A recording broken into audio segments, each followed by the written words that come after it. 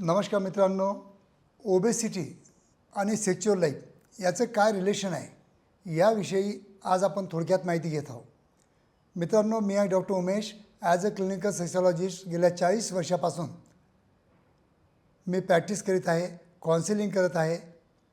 आणि मित्रांनो, बरीच ओबेस पेशंट माझ्या क्लिनिकला आलेले आहेत. त्यांचे काय प्रॉब्लेम असतात, ते कसे ट्रीट करू शकतात किंवा ओबेसिटी आपण कशी कमी करू शकतो, सगळ्या गोष्टी आपण या व्हिडिओद्वारा जाणून घेऊया.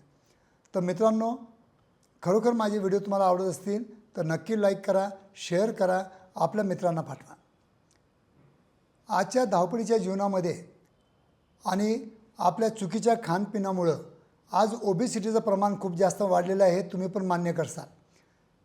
कारण की इझिली आपल्याला ॲप्रोचेबल किंवा इटेबल आपल्या हातामध्ये आहेत आणि जेव्हा भूक लागली तेव्हा आपल्याला उपाशी राहायची गरज नाही आहे. आपल्याला कुठे काही भेटतं, रस्त्याच्या कडेला भेटतं, आपल्या ऑनलाईन ऑर्डर दिली की ताबडतोब पिझ्झा येऊन जाईल.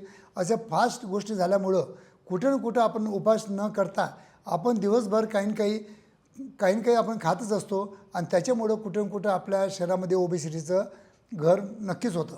तर obesity is very dangerous for heart disease, for diabetes, for BP and for erectile dysfunction.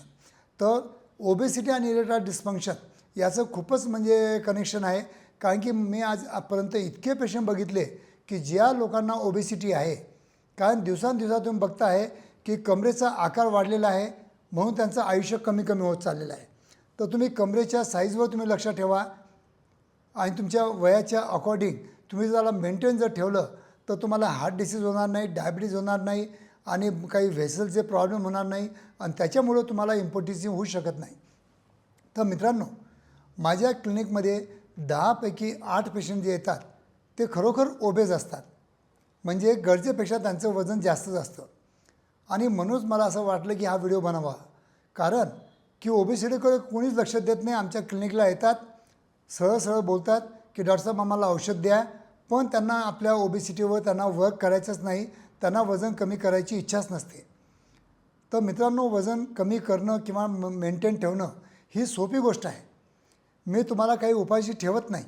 मी तुम्हाला नेहमीच सल्ला देत असतो की जे काही फॅटी वस्तू असतील, जसं तेल, तूप, साखर, भात, चपाती हे पदार्थ तुम्ही अजिबात खायचे नाही. पण तुम्ही उपाशी पण राहायचं नाही. जेव्हा केव्हा भूक लागली तुम्ही मोठ आलेले कडधान्य खा, त्याची चांगली भेळ बनवा, किंवा जेव्हा केव्हा भूक लागली तेव्हा सलाद खा, त्याच्यावर मीठ मिरची मस्त मीठ टाका त्याला, थोडं तिखट बनवा, ते तुम्ही खाऊ शकता. किंवा जेव्हा केव्हा रात्रीचं जेवण तुम्ही करत असाल तर एकदम लाईट जेवण करा.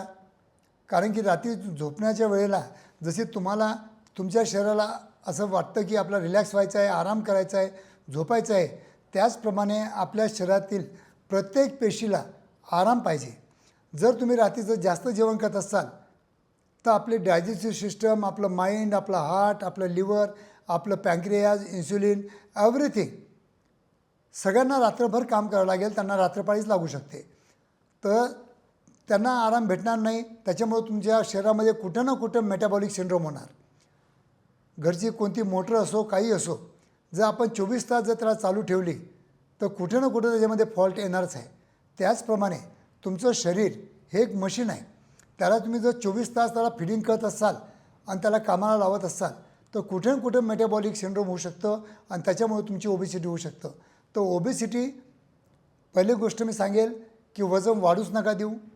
पण तुमचं वजन वाढलेलं असेल बाय चान्स कोणतेही अँझायटी म्हणा, डिप्रेशन म्हणा किंवा व्यायामाच्या अभावामुळं, तर तुम्ही रेग्युलर तुमचं लाईफ जगा. रोज सकाळी उठा, 1 तास व्यायाम करा, हिरवे भाजी आणि फळं जास्त खा, ज्युसेस जास्त प्या. पण कृपा करून अशी कोणतीही गोष्ट घेऊ नका ज्याच्यामध्ये चरबी किंवा फॅट आहे किंवा कोलेस्ट्रॉल आहे.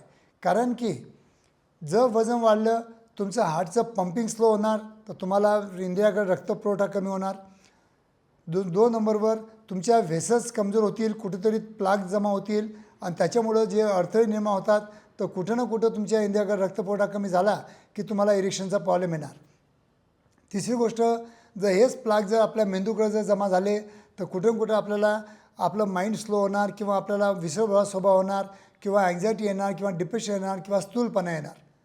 आणि चौथी गोष्ट की जास्तीत जास्त वजन वाढल्यामुळं आपल्या बॉडीला 24 तास काम केल्यामुळं बॉडी लवकर थकेल आणि त्याच्यामुळे तुम्हाला दिवसभर थकवा वाटेल, काही एनर्जी वाटणार नाही, पॉवर वाटणार नाही, स्ट्रेंथ वाटणार नाही. तर म्हणून मित्रांनो, चांगलं लैंगिक आयुष्य जगण्यासाठी मी माझ्या क्लिनिकल्या प्रत्येक पेशंटला एक ॲडवाईस करत असतो की तुमचं वजन मेंटेन करा, वाढलेलं असेल तर त्याला कमी करा. कमी करणं खूप सोपं आहे. काही उपाशी राहायचं नाही. मी तुम्हाला सांगितलं त्याप्रमाणे जेवण करा. पण कृपा करून आपलं वजन जर तुम्ही नियंत्रणामध्ये ठेवलं तर तुमच्या रक्तवाहिन्या चांगल्या वर्क करतील, तुमचं इंद्रिय चांगलं वर्क करेल, त्याच्यामध्ये तणाव चांगला येऊ शकतो आणि तुम्हाला इरेक्शनचा किंवा प्रीमॅच्युअर इजॅक्युलेशनचा किंवा इतर प्रॉब्लेम जे आमच्या लैंगिक समस्या असतात त्या उद्भवणारच नाही. म्हणून मित्रांनो, माझ्याकडे येण्याच्या अगोदर तुम्ही ह्या गोष्टीवर जर वर्क केलं तर अतिउत्तम. कारण तुम्ही फक्त ऑनलाईन औषधी जेव्हा मागवता तो तेव्हा तुम्हाला प्रॉपर काउन्सिलिंग करत नाही. तो तुम्हाला सांगत नाही की वजन कमी करा, चिंता कमी करा, काही व्यायाम करा. तो काही सांगणार नाही. तो आपलं औषध विकेल, त्याला त्याचे पैसे मिळतील आणि तुम्हाला त्याचे रिझल्ट येणार नाही. मग तुम्ही एक कंपनी दुसऱ्या कंपनीचे औषध मागवता, असं करत राहता आणि भरपूर पैसा खर्च करता. आणि जेव्हा माझ्याकडे येता तेव्हा तुम्हाला चांगल्या डॉक्टरवर सुद्धा विश्वास लवकर बसत नाही. तर मित्रांनो, असं न करता कोणत्याही तज्ज्ञ डॉक्टरांच्या मार्गदर्शनाखाली जर उपचार घेतलेत तर या लैंगिक समस्या इझिली सॉल्वेबल असतात. काही त्याला म्हणजे हे नसतं, म्हणजे डिफिकल्टी नसते. तर तुम्ही चांगल्या क्लिनिकला किंवा चांगल्या डॉक्टरांकडे जर गेलात तर या लैंगिक समस्या चांगल्या बऱ्या होऊ शकतात. पण ओबेसिटीवर नियंत्रण करणं हे तुमच्या आणि तुमच्या हातामध्ये आहे, माझ्या हातामध्ये नाही आहे. धन्यवाद मित्रांनो.